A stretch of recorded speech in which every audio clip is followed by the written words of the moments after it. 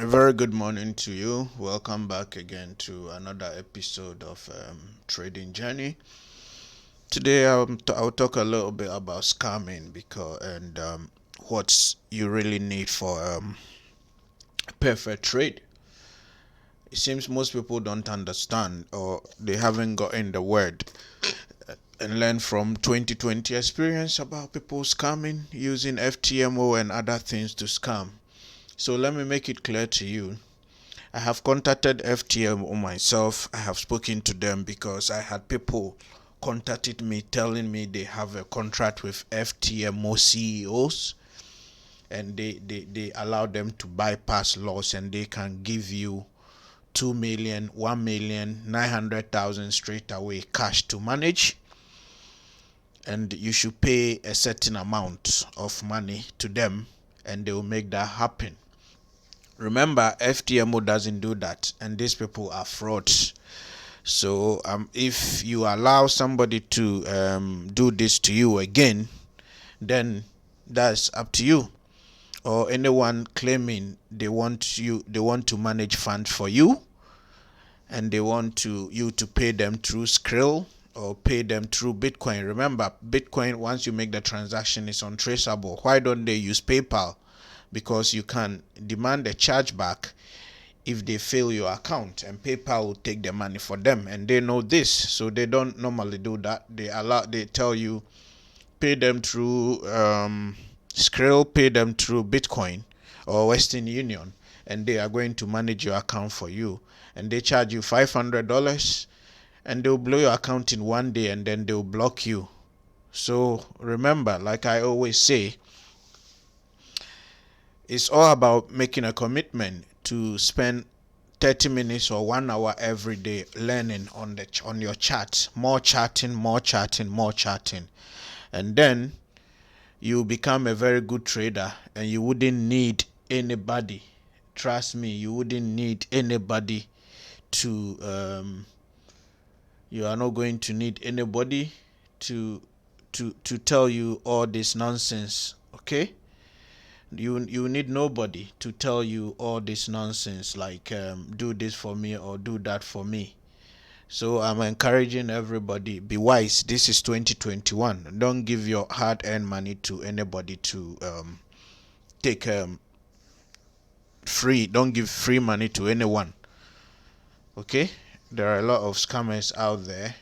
If you allow, after watching this video, if you still allow yourself to be scammed, please don't send me an email or don't talk to me, because I have warned you, and there are a lot of people putting out warning there. People even setting up siphoning websites pretending to be a company and stuff, and they won't talk to you, only through email. Their numbers even are hidden on these social media pages. They won't give you their phone numbers and stuff. Just be warned. So let's come back to today's what I really want to talk about. Indicators. Should you use indicators to trade, or should you not use indicators to trade? And what indicators?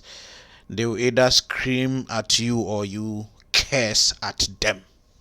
You curse at them or they scream at you. So there is no right or wrong answer to this. But if you want to use indicators to trade, then there's one thing that I know a two or thing about indicators that I can tell you. I do have indicators, and I do trade price action as well. So yeah, as you can see. So what I can tell you is, if you want to use an indicator to trade, then your indicators, each indicator should serve a purpose. So you should look for an indicator that serves one purpose, not one indicator doing several purposes. When I say several purposes, what do we know? When you come to the market, you want to look at volume, you want to look at accumulation, you want to look at trending. These are general things that we look when you are doing charting or when you are doing your technical analysis. So basically what I'm trying to say is, if you want to use an indicator to trade, you should have an indicator that tracks volume, that indicator does only track volume, nothing else. You should look for an indicator that will track accumulation and distribution, nothing else. You should look for an indicator that will track trends, nothing else. You should look for an indicator that will be an entry confirmation, nothing else. So that indicator only confirms an entry, whether a buy or sell. And you should look for an indicator that also gives you an exit signal that will tell you that, hey, your trend is over, so get out. So these are things that you have to look for. There is no need for you to have one indicator doing several things. Like the same indicator is an exit indicator, the same indicator is an entry indicator, the same indicator is accumulation and distribution, trend and stuff. This doesn't work for me. That is not what an indicator should do. A good indicator should be able to track entry, give one indicator for one purpose.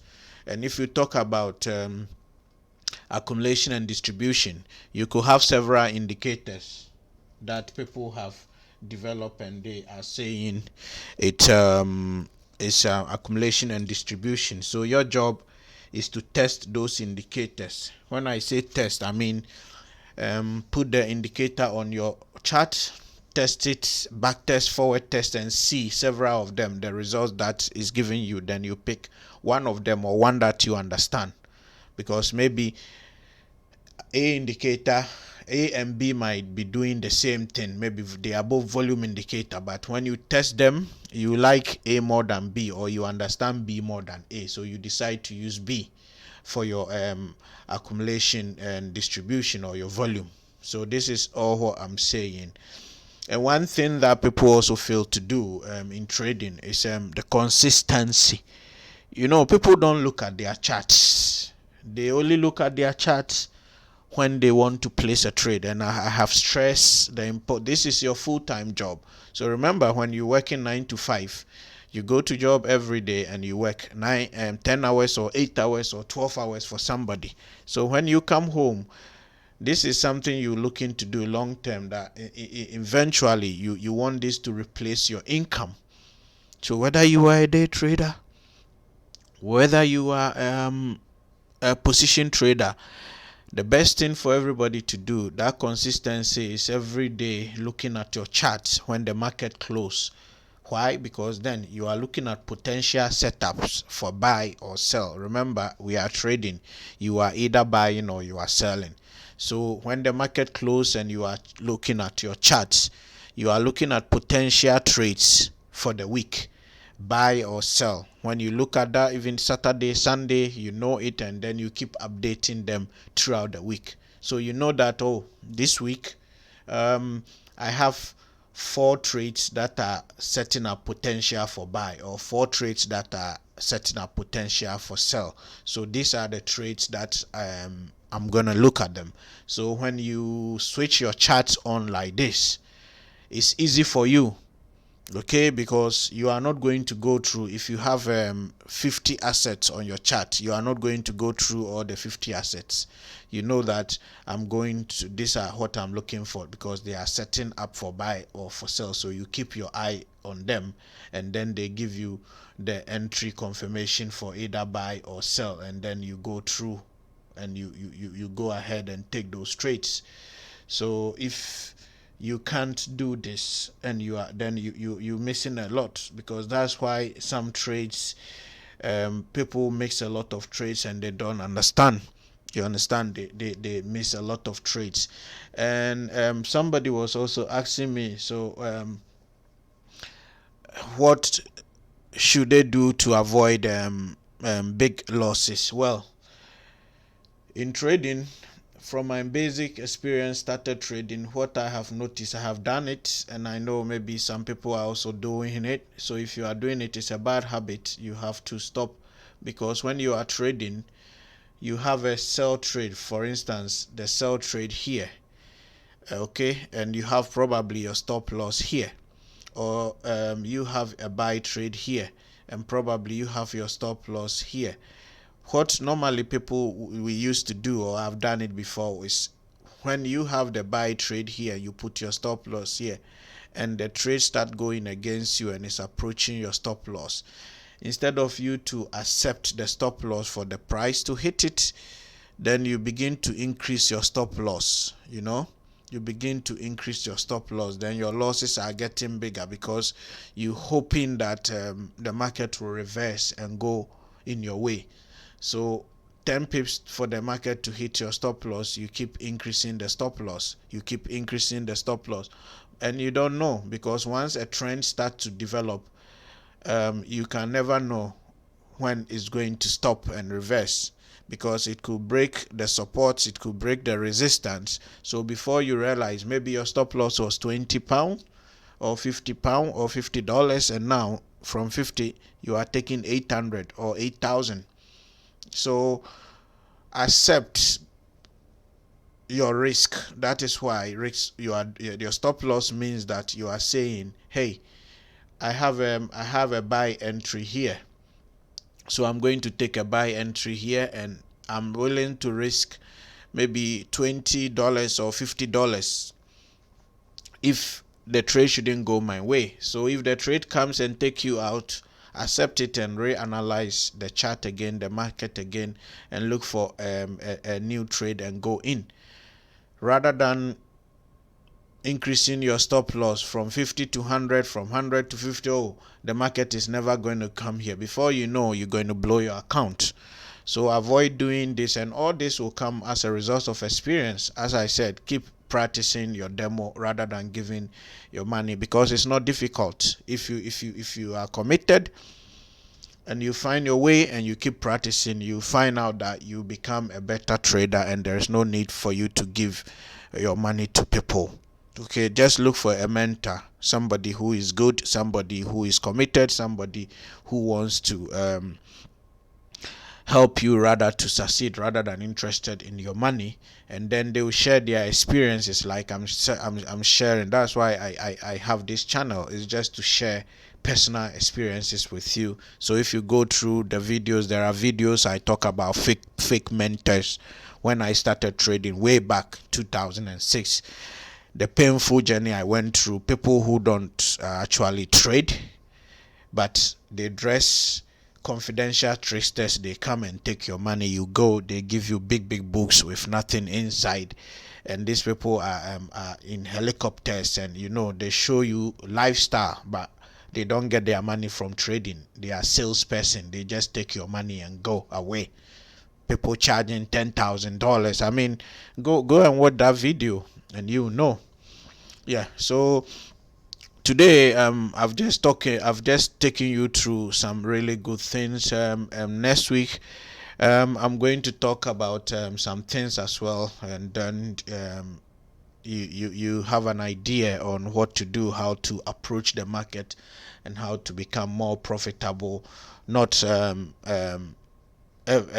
which will help you, and why the FTMO 5% rule also is, let me quickly address it, is good for your personal journey, not on the FTMO account, but your personal trading journey. Because FTMO, you see, you have 100,000 account, but then you have 5% daily loss. So they are teaching you to be risk averse, to discipline yourself, so that you don't overtrade. So you have 5%, which is 5,000 for the day. Yeah. So how you're going to use it is up to you. If you are wise, maybe you can use 3% or 4% and leave 1%, so that if trade doesn't go your way, you still have 1% to go. So they are teaching you to be really disciplined. And if you can learn from them and become disciplined and use their money and get your 70% withdrawals, eventually when you don't want to trade with them and you have your own money, whether 5,000, whether 20,000, 100,000 to trade your own account or to manage your own funds, this discipline that they are instilling in you is going to stay with you. It's going to stay with you for the rest of your life, because you know that even when you are trading your own 100,000 or $1 million account, I'm going to give myself a daily risk minimum that I can lose. So 5% of my account, 5% of my account. That is what I'm going to risk for the day. This stays with you. Yeah, we still under lockdown here, and it's getting tough and tough. So I'll say, stay safe, keep learning. If you want to be a good trader, consistency is key. So keep consistent and keep reading your charts, keep doing your technical analysis, keep seeking help if you help. But what you don't want to do is, please, please, please don't go and give your money to these scammers, who are, some of them are based in, a lot of them, India and Pakistan and other places, Nigeria or wherever, and they hide before you never get their bank account, and they'll show you fake results of that demo accounts, win of demo account, never losses. And once you give them your money, you give them your account, they'll blow the account and they'll disappear, and you will not see them. They will block you. They will promise you they're going to buy the account back for you. They will never do that. So be wise. If you are not ready to trade, it means that you are not ready to trade. Have the time for yourself. Keep practicing. Keep taking the FTMO trial or any other prop firm if they have a trial, or keep practicing on the demo with the amount you want to go for the challenge. And once you are ready, buy the challenge yourself, and then go ahead, and the sky will be your limit. So until another time, is shalom. Have happy week.